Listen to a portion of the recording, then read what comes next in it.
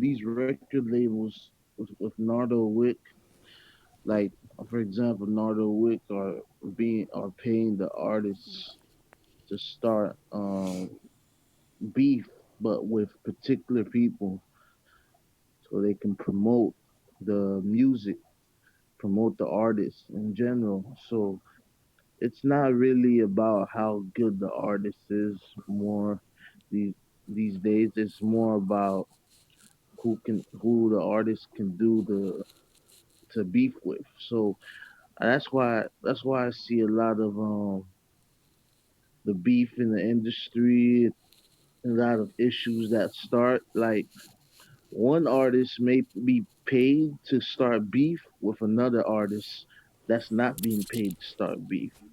And that's how you cause drama. And that's how you cause death. You know what I'm saying? And the record label, they don't give a damn because you can be alive or you can be dead. They still gonna make that money. You know what I'm saying? They gonna make that money. So either you start beef as they paid you to, or you're not gonna be signed. And that's really crazy. That's fucked up.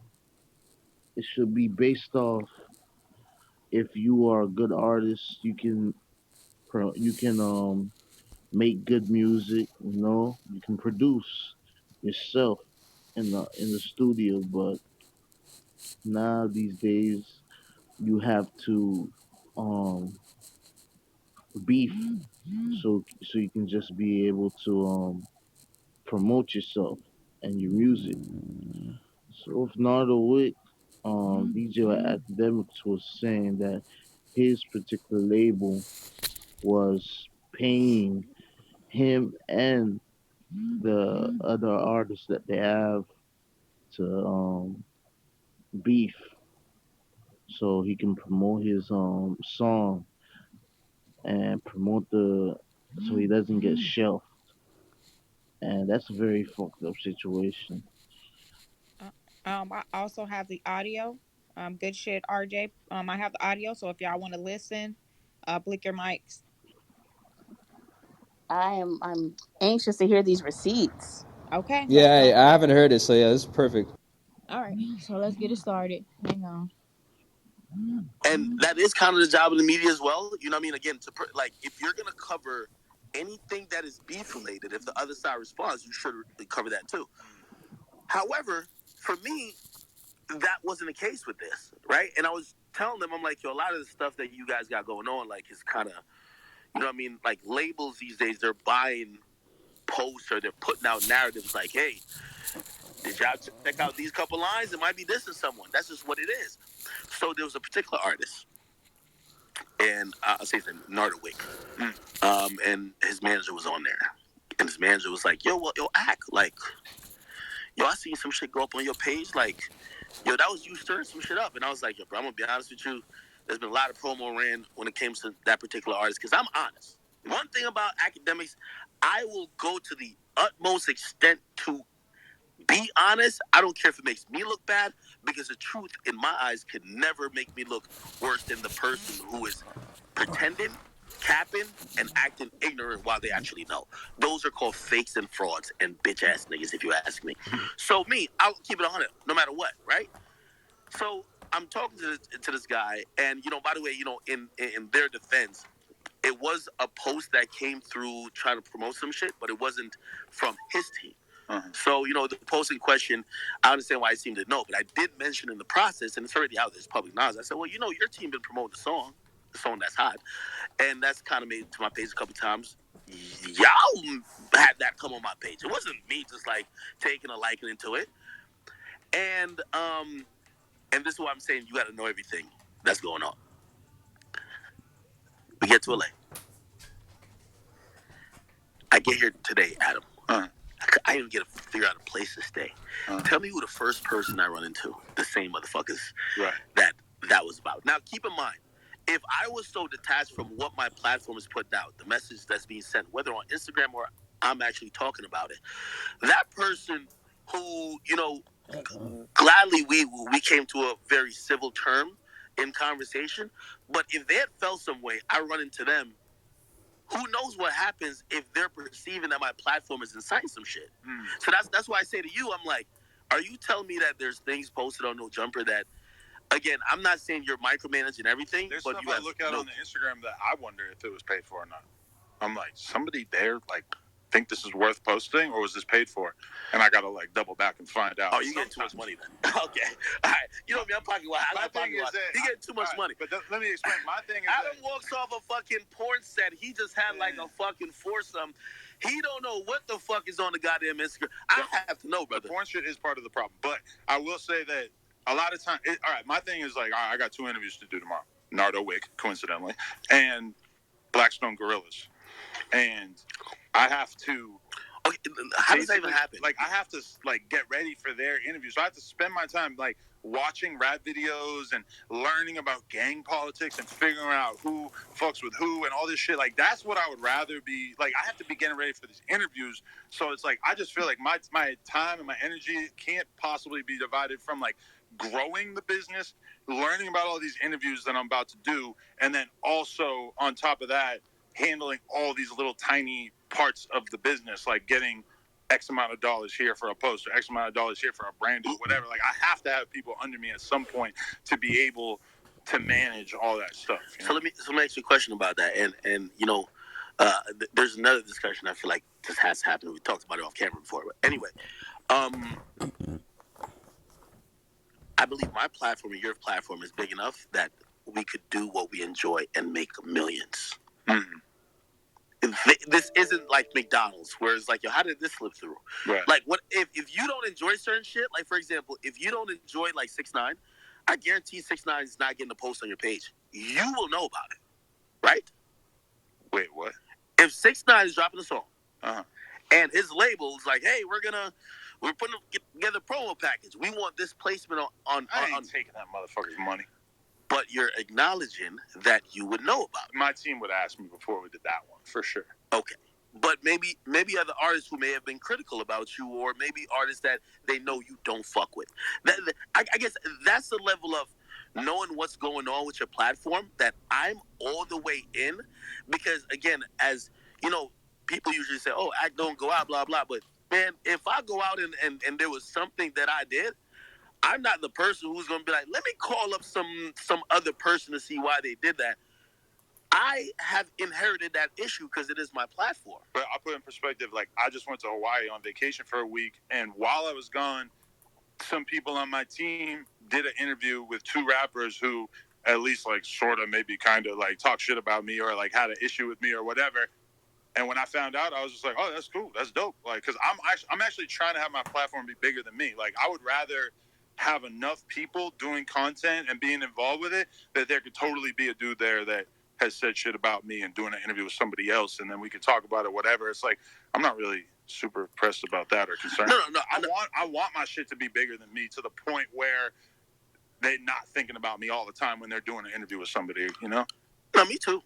Like, you know, I mean, like, again, I think, you know, in your way, you've sculpted your platform a different way. In how I'm trying to grow it, yeah, that's a possibility. Like, of course, if I get, like, for whatever reason, and let's say for whatever reason I would be still down, like, not down to sit down with, like, I don't know, Vic Mensa or Freddie Gibbs, but Freddie Gibbs wants to come to talk to personality A on Academic's platform. Nigga, I'm gonna laugh to the bank. I just fucking won. I don't give a fuck. You know what I mean? So I'm not opposed to that. I'm just saying you have to be in tune. Because this is hip hop, and I've had these conversations on Clubhouse, and I say, y'all are all title academics, but I never see y'all have the same energy for Adam. And maybe you could say he doesn't do exactly what you claim you're mad at me, right? But that's a crazy reason why they hate on you for something that now so many people do on YouTube. You were just hella early. Like, you were making videos about different rappers from gangs beefing with each other, and I'm not trying to, you know, top you off by saying this, but 2013, 12, whenever you came on the scene, nowadays, there's tons of people who are huge on YouTube making videos about different gangs beefing, and there's not even one rapper from the gang who's famous or even has a 6-figure view count. That's normal now. That's kind of crazy that, like, they do saw better that than me. early. They do better than me. And you got too big to even give a fuck about making a video for 250,000 views about some guy in Chicago shooting somebody else because your shit just got too big. Now there's hell of people making their own lane doing the shit that you basically carved out, you know? No, 100%. And I've looked at that and I'm like, you know what? And I watch that shit. Because it's actually because I'm actually interested in what's going on. Okay. It's still useful. You did a really good job for a while. I watched some random ass dude make a video about something. I do too. Yeah. But I want to hear it from like, someone outside of it because, you know, did you like Clubhouse? No? I've never been on it. Oh my God. So Clubhouse, I look at it and I only go into it because, first of all, there's content everywhere. Number two, I am the person, I'll go into the lion's den. And I actually am that confident that, number one, I'm operating a very morally sound way. I'm not only doing that, but I am confident that I'm not doing super fucked up shit that if ever questioned about it, I can't defend. Right. So like, I always hear people say, yo, Ack, why do you go on Clubhouse? And I'm like, listen, I'm all about the conversation. What do you want me to do? Just like run and like we all make a lot of money. Like who cares about that? But if we're not participating in the conversation or at least entertaining even those that might be haters slash constructive criticizers, like are you just like um just profiting off the culture and just like dipping? But my reason why I don't go on Clubhouse and why when I first heard about it, I was like, oh, that's a cool idea for an app, but it's not for me, is because to me, it feels like it would be like working in a bowling alley all day. Yeah. Okay, what y'all just heard was the audio, um, and some more stuff. So, what's y'all thoughts on it?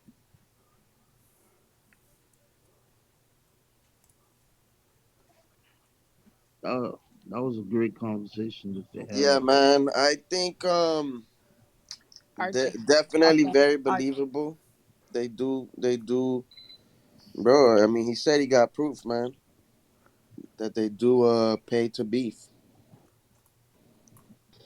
Yeah, this is something that's been going on, Damo. Because especially when I was listening to hip hop, at least when I was in high school, when Game and 50 Cent were beefing it, a lot of that shit did get mentioned too. That record labels are paying artists to beef with each other. So it is really believable to me. That explains why there's so much issues going on. You know what I'm saying? Especially between a lot of these artists and a lot of shit that's going on. Like you have all these artists that some of them die, some of them end up getting into locked up, you know, because they're being paid to promote negativity. And if they don't promote that negativity, their music will not sell. It won't sell. They will be shelved quick. What are you supposed to do? If they paying me $1 million this year, Hey, Mike, can you mute your mic if you're not talking? Hey, go if ahead, they RJ. if they about to pay me $1 million this year, or man, I do one better. If they about to sign me, and they tell me, you know what, for you to be signed, you have to beef with this particular person. But this particular person you're beefing with, they don't even know anything that's really going on. You know what I'm saying? So you might be put in a position where you might um get threatened or you might get jailed because this particular person is either someone that's dangerous that will kill you or they will sue you. And a lot of rappers, they don't have any choice. They want to get signed. They want to get that money. They want to start getting off with their career. So they're willing to do anything it takes to make it. And sometimes it hurts them in the long run. Okay, anybody else got something to say? Blink your mic so you can speak on what you just heard. Okay, go ahead, Trey. Yeah, the industry do be feeding into that shit a lot. Like, I hate to have to bring Dirk into it, but Dirk, last album he put out, The Voice, he had hella songs on there that were hits that had nothing to do with dissing, but all his diss tracks were on the main rap playlist on DSPs. Oh yeah, speak more on that. Yeah, like the song Shoulda Duck, that was at the top of the playlist when the album came out. That song with Vaughn, rest in peace to him, but he was dissing the dead. That song was on the playlist, so they don't really care like what these people family members care about. They just care about making their money. That's all I gotta say about it. Yeah, they don't care, and they push the artist. They put the artist in a particular spot where he has to promote beef. He has to do this. He has to do that. You know what I'm saying? If he don't, it won't work. Look at Lil Durk's situation. How many times that Lil Durk say he was gonna stop dissing the dead? A lot. But what does Lil Durk do? He keeps dissing the dead. And what happens? He sells. Lil Durk will say he he will stop dissing the dead, and then when he's about to drop some new projects, he goes ahead and he disses the dead, and he sells big numbers. I feel What honestly, I kind of feel the same way as far as like these executives, record label, big sharks and all that. Like just in a suit, a lot of them, a lot of like the white CEOs and the white presidents and stuff like that that sit across and not necessarily they're not necessarily sitting across some of these other artists talking that gang shit or putting themselves in danger and going out there and actually potentially getting killed for what they say, because guess what? It's a paycheck for them at the end of the day. As a matter of fact, some of these old white men that are our executives that are like fucking 60, 50, 60, 70 years old